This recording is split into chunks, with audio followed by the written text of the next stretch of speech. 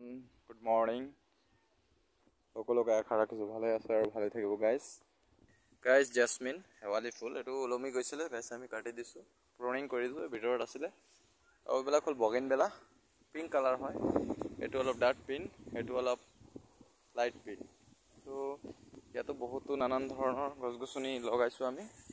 organic পদ্ধতিৰে একদম fully organic and বাই কম্প'জ আৰু কোনো ফাৰ্টিলাইজাৰ কেমিকেল ইউজ হোৱা নাই আৰু গাইজ এয়া চাব পাইছে এইটো ফুলিছে ফুলটোৰ নাম কি মই নাজানো আপোনালোকে কমেণ্টত জনাবচোন গাইজ কি ফুল হয় কি ধুনীয়া বতাহ দি আছে আৰু কেনেকুৱা লৰি আছে চাব পাইছে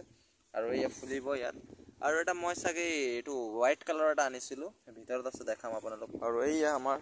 পূৰা অৰ্গেনিকভাৱে আমি মানে একদম গোবৰ সাৰ আৰু পচন সাৰ ইউজ কৰোঁ তো প্ৰডাকশ্যনটো অলপ ইমানো কেমিকেলৰ নিচিনা নিদিয়ে অলপ কম হয় লেকিন হ'লেও কি হ'ব লোকেল হয় এয়া ভুট্টা মাকৈ গোমধান কি ধুনীয়াকৈ হৈছে গাই চাব পাইছে আপোনালোকে আৰু এয়া ৰহৰ গছ এইটো বহুত কামত আহে মেডিচিনি আৰু এইটো টেঙা পাত গাইছ এইটো টেঙা পাত হয় হৈ আছে গাইছ চাব পাইছে আপোনালোকে তৰমুজ আৰু এয়া টমাটাৰ বগিনবেলা এইটো কাটিং কৰিছোঁ এইটো এটা ৰেড কালাৰ হয় আৰু এয়া লিচি গছ গাইছ লিচি গছবিলাক দিয়ে লেকিন বহুত মানে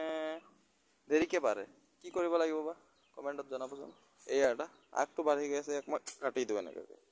কাটি দিওঁ আগবিলাক কাম নাই গাইছ কালাৰৰ যোনটো কৈছিলোঁ গাইছ সেইটো হয় এইটো ইয়াত মই সেইদিনাখন প্ৰুনিং কৰি দিছিলোঁ গাইছ এইটো পনিয়ল গছ হয়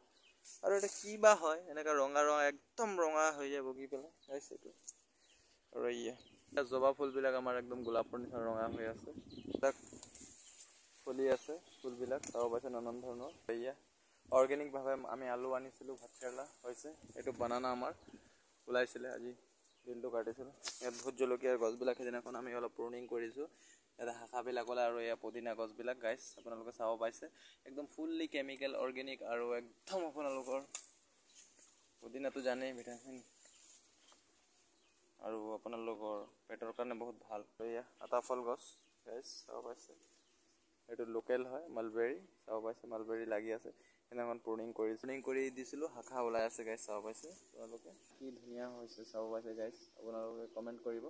মই মানে ভাঙি দিছিলোঁ সেইটো কাৰণে মানে এনেকৈ জোপোহা ওলাই আছে গছৰ পুলি হয় গাইছ এইটো চাব পাইছে কঁঠাল গছটো 1 বছৰ হয় সেই তাত এটা আছে এনেকৈ দুইটা মই গুটিৰ পৰা বীজৰ পৰা অংকুৰিত কৰিছোঁ গাইছ এইটো লিচু আৰু নানান ধৰণৰ অৰ্গেনিক আমি পদ্ধতিৰে ইয়াত খেতি কৰিছোঁ আপেল বগৰী চিকু কৰিছোঁ গাইছ আমি এয়া চিকু চাব পাইছে ফ্লাৱাৰিং আহিছে গাইছ কিমান ধুনীয়াকৈ আৰু ইয়াত এয়া চাব পাইছে চিকু কিমান ডাঙৰ হৈছে চিকু গাইছ চিকু খাইছেনে আপোনালোকে চপেটা বুলি কয় এয়া গাইছ আৰু এইটো ব্ৰাঞ্চটো মেলি আছে